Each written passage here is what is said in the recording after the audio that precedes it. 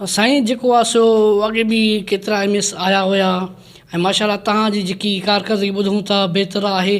तव्हां आयो त साईं हिते कहिड़ी कहिड़ी आवाम खे सहूलियत फ़राहम कयो, महिरबानी करे ॿुधायो।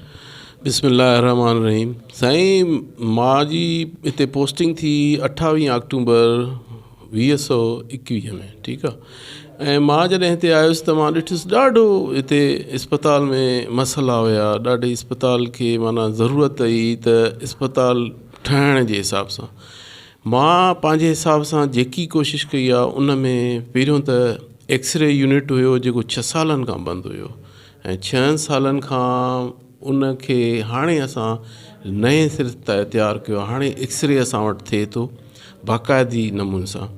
ऐं ॿियो नंबर ते अल्ट्रासाउंड जेको दॿनि में बंदि हुयो, न उहो यूज़ पियो थिए न इस्तेमालु पियो थिए। मां उहे दॿनि मां अल्ट्रासाउंड खे कढाए अल्ट्रासाउंड बाक़ाइदे उन्हनि पंहिंजियूं जेके आहिनि स्टाफ आहे उन्हनि खे फीमेल स्टाफ उन्हनि खे ॾिनो।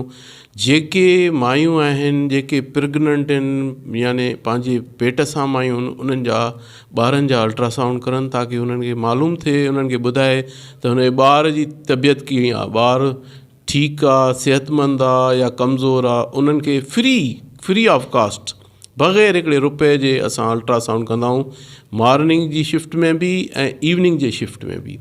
इन खां अलावा लेबॉर्ट्रीअ लाइ जेको हिकु बि सामान न हो, असां लेबॉर्ट्रीअ लाइ फुल सामान लेबॉर्ट्री असिस्टेंट खे ॾिनो आहे, लेबॉर्ट्री टेक्नीशियन खे ॾिनो आहे। ऐं लेबॉर्ट्री टेक्नीशियन हुते माना शुगर खां वठी हेपेटाइटिस टीबीअ खां वठी माना जेकी टेस्ट आहे पेशाब जी, यूरिन जी ऐं जेकी ॿी टेस्ट आहे, ॿार कंहिंखे जेकॾहिं का यम माना आहे कंहिंजो पेट सां आहे त पेट जी बि टेस्ट असां उनजी कयूं था। त पेट सां जेकॾहिं आहे त उनखे PT टेस्ट करे उनखे ॿुधायूं था त वाक़ई तव्हांखे उमेदवारी आहे, जेकी पहिरियों हिन अस्पताल में को सोच बि न हुई त को अहिड़ियूं टेस्टियूं बि थींदियूं, अहिड़ा अल्ट्रासाउंड बि थींदा।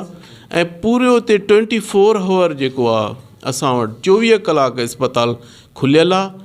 मां त तव्हांजे थ्रू सभिनी ॻोठ वारनि खे अस्पताल जे पसकरदाई में जेके नंढा वॾा ॻोठ शहर आहिनि उन्हनि खे अपील कंदुसि त तव्हां अस्पताल में अचो, बग़ैर कंहिं रुपए जे पैसे जे तव्हांखे हर सहूलियत मिलंदी। अल्ट्रासाउंड बि मिलंदो, डॉक्टरियाणी बि मिलंदी, इन खां अलावा एक्सरे बि तव्हांजो थींदो। मतिलबु तव्हांखे हर सहूलियत मिलंदी बग़ैर हिकु रुपए जे ॾियण जी, फ्री ऑफ कास्ट। मां तव्हांजे थ्रू बि इन सिलसिले में तव्हांखे बि अर्ज़ु कंदुमि त जेके बि तव्हांजा वसाइल आहिनि मीडिया जे थ्रू तव्हां बिल्कुलु उनखे नशर कयो ऐं नशर करे इहो ॿुधायो त मदे जी अस्पताल हाणे बाक़ाइदे नमूने सां इन लेवल जी हले थी जो उन्हनि खे न लाड़काणे वञिणो पवंदो न ई शिकारपुर वञिणो पवंदो।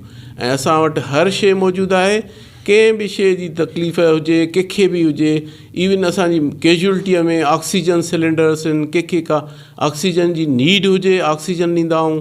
ऐं कंहिं बि क़िस्म जी असांजे हिते इंडोर बाक़ाइदे वार्ड ठहियल आहिनि, मेल जो वार्ड ठहियल आहे, फीमेल जो वार्ड ठहियल आहे। उन्हनि वार्डनि में कोई अगरि इंडोर में असां एडमिट बि कंदा आहियूं त उन पेशेंट खे सिहतयाब थियण खां पोइ उनखे डिस्चार्ज कंदा आहियूं। वॾी वॾी महिरबानी तव्हांजी।